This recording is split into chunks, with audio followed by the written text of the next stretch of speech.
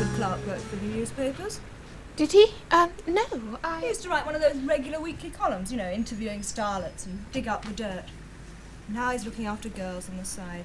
Well, you learn something new every day. Do you know, I've got this client in public relations. You should hear some of the stories. Which reminds me, I better get on. Are you all right?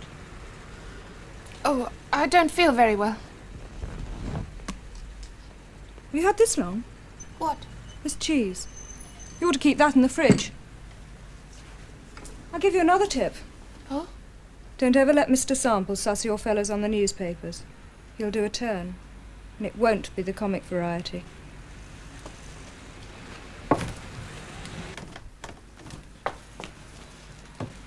Here we are, look, your bloke's at it again. If it's not one newspaper, it's another. Look, slap bang on the middle page. Oh, yes, he's not working for the London Chronicle anymore. He's not working regularly for anybody, according to this.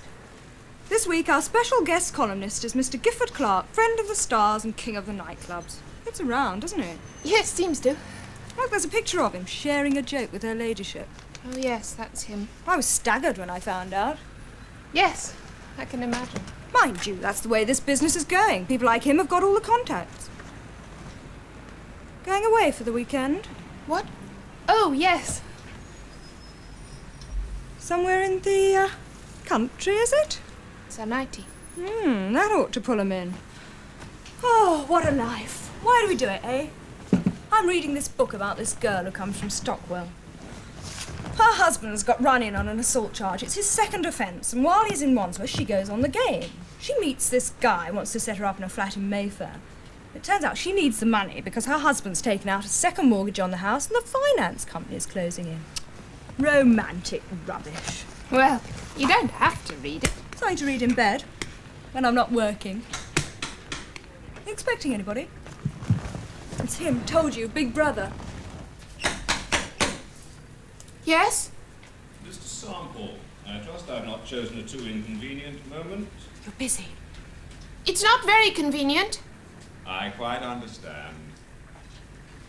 Has he gone? He'll be back. I better leave you to it. You work very hard, don't you? Well, I'm not going to get my house just sitting thinking about it. Have a nice weekend.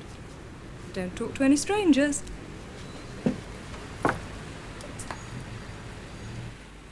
Yes. All right, I'm a journalist, so what? Well, print this if you dare.